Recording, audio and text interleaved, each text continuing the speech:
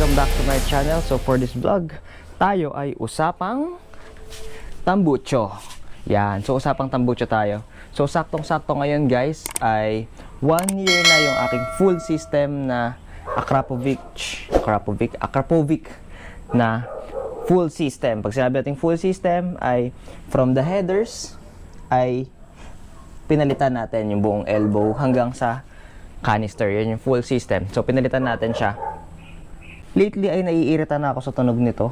So I tried na palitan yung DB killer kasi dati umubra naman. Kasi parang nasusunog yung DB killer eh. So pinalitan ko. Pero hindi pa rin ako satisfied sa tunog. So medyo tinoyo tayo. Bumili tayo ng panibagong tambucho. Yan. I-unbox natin mamaya.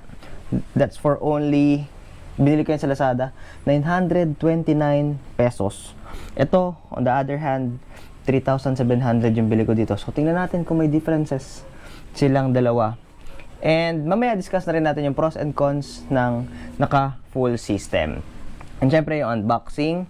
And syempre, sound check tayo mamaya. So, tara, samahan nyo ako. It's gonna be exciting.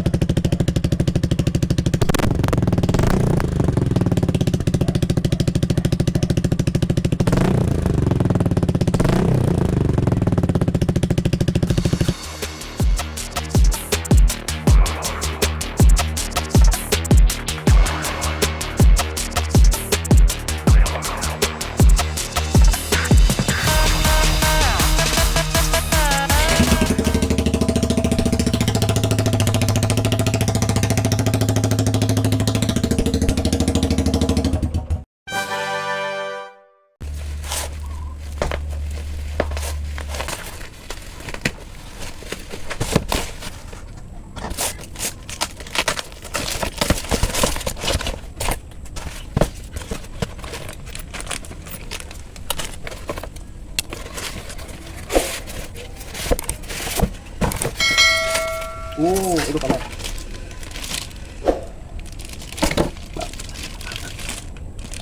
Bakit walang tatak? Okay, so ang bigat.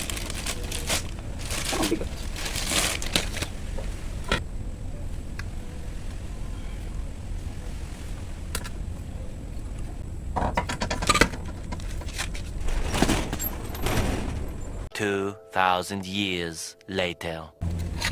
Mga bossing, baka nagtataka kayo, ang tinatanggal ko dyan is yung adapter. So, maliit kasi siya eh. Yung elbow ko ay 51mm. So, hindi siya sukat. So, kailangan natin tanggalin yung adapter na nakalagay. Okay.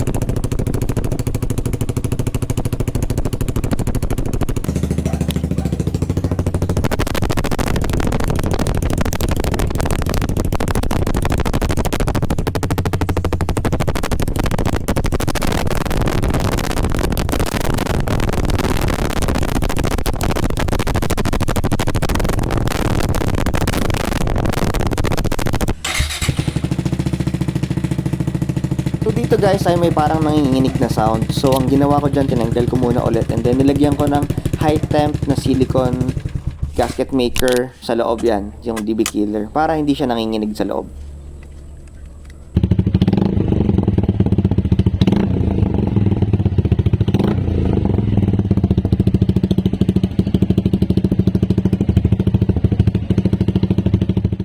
Okay guys, ito na nga pala ang kanyang itsura.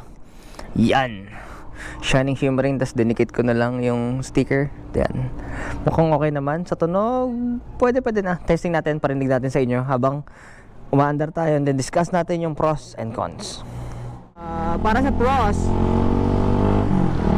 syempre ang unang-una is nakakamacho, nakakapogi, nakakaangas yung tunog kapag naka-exhaust ka, lalo na kapag full system, kasi medyo mas maingay, syempre mas bilog yung tunog, mas rinig ka Yun. And syempre, kasama na din dyan yung aesthetic or yung physical appearance. Kasi syempre, iba pa rin yung... As though yung stock nito guys ay maganda, yung naka double barrel na exhaust.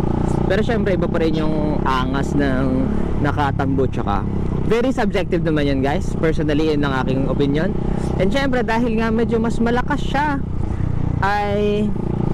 may yung pangalawang pros natin or advantage ng naka-exhaust system ay added safety feature na din yon. Dahil mas rinig ka sa kalye, pagparating ka na, alam nilang may parating na motor. So syempre naririnig ka nila, mas aware sila na uy, may motor na parating or may motor sa tabi ko, ganun. Actually naman ang first reason kung bakit ako naglagay ng exhaust, para sa safety, kasi nahihirapan ako kapag walang tunog yung motor eh.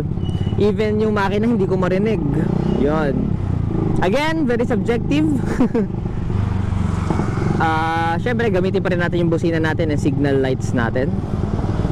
Ano pa ang pros? Ito lately ko lang naisip, mas gumaan kasi mabigat yung buong exhaust system nung stock eh. So may para siyang, di ko alam kung catalytic pa ba yun, pero malaki yung parang bread pan niya sa ilalim eh. Ito kasi diretso, straight pipe. So mas magaan siya, and then syempre yung mismong canister ay magaan din. So ayun ang ating mga pros. At umuulan na.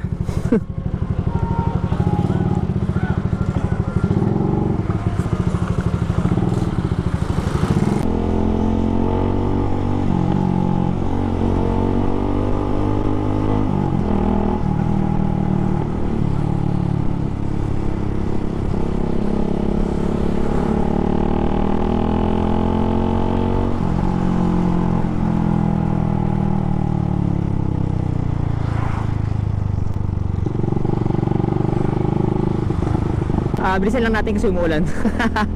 Unang cons ay masanay na kayo sa backfire, kasi merong siyang backfire na minimal kung maayos yung pagkaka-set up nyo. Bakit may backfire? Kasi hindi natin ma-set up yung ECU. Yan yung commonly asked sa akin kung pwede bang i-remap yan. Pero sadly ay hindi pa nare-remap ang ECU ni Gixxer. Yung iba ay nire-restart or nire-reprogram ba ang tawag doon. Pero basically, ganoon lang din naman, mag-backfire pa rin siya ng konti. Kung maayos konti lang. And then, medyo humina yung hatak nung naglagay ako ng full system. Dati, nag-go 125 pa ako. Pero syempre, factor na rin na medyo tumagal na yung motor. Tsaka may mga added accessories na rin tayo. Pero significantly, mararamdaman medyo humina yung hatak niya. And medyo lumakas ng kaunti sa gas. Kaunti lang ha.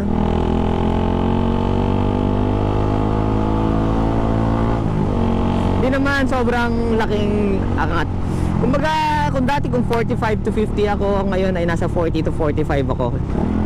Kasi nag-i-enjoy din ako magstay sa high RPM. Kasi andun yung magandang tunog niya. Nabanggit ko na yun sa... Kailan ko ba sinabi? Basta sa previous vlogs ko, nabanggit ko na rin naman yun. So, ayan ang pinaka-cons. Backfire na hindi naman malala. Tapos, medyo huminay hatak. And then, medyo lumakas ng konti sa gas. Pero kung mapapansin nyo, lahat naman yun ay konting-konti lang naman. Hindi naman significantly na talagang damang-daman nyo yung pagtaas ng gas nya. And then, isa pa ang commonly issue ng iba ay may fear kang mahuli. Pero lately guys, hindi naman ako nahuli sa mga checkpoint, hindi naman ako nasisitan, hindi ako natitiketan. And kaka-renew ko lang, November ngayon, kaka-renew ko lang last October. So, wala namang problema sa kanila. Pero naglagay ako ng silencer noon just to make sure na okay talaga siya. Pero hindi naman kasi talaga siya ganoon kalakas guys. Kung Akrapovic siya, Akrapovic pala, mali na naman ako ng pronunciation. Akrapovic. Pag yung mga SC Project, Arrow, yung mga shorty, maliliit tas malaki bunganga, ayun talaga malalakas yun. Pero itong mga Akrapovic na medyo mahaba, hindi naman ganun kalaki bunganga, hindi naman siya ganun kalakas at hindi siya ganun kainit sa mata ng mga nanghuhuli sa checkpoints. Ayan. So far, medyo mas review na lang natin tong bagong kabit ko na exhaust. So far, ay hindi siya ganun kasing lakas nung isa. Mas mabait siya actually. Para siyang stock exhaust na mas binabilog tsaka mas binalakas lang.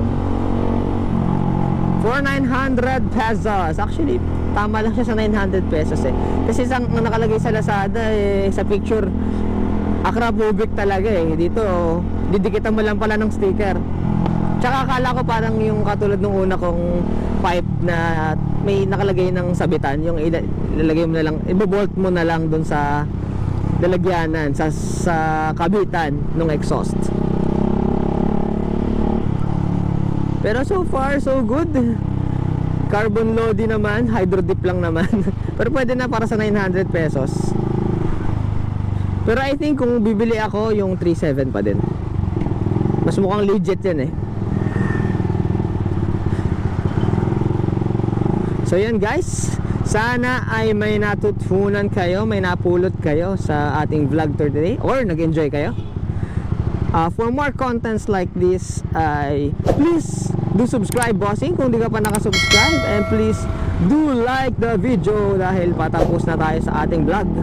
Yan, naalala ko lang, please do subscribe and like the video and comment ka na din, bossing, for more contents like this. Ang ating susunod na vlog ay aalis kami bukas, pupunta kami ng Clark. Tingnan natin kung solid bang mag-ride doon. And mag-discuss na rin tayo ng konting topics. So yan guys, bye-bye muna. Sana nag-enjoy kayo. God bless and drive safe always. Kung may mga comments kayo, comment lang kayo or mag-message kayo sa aking FB page na hindi ko naman masyadong binubukas. So yan, bye-bye muna. This is Kenya Travel.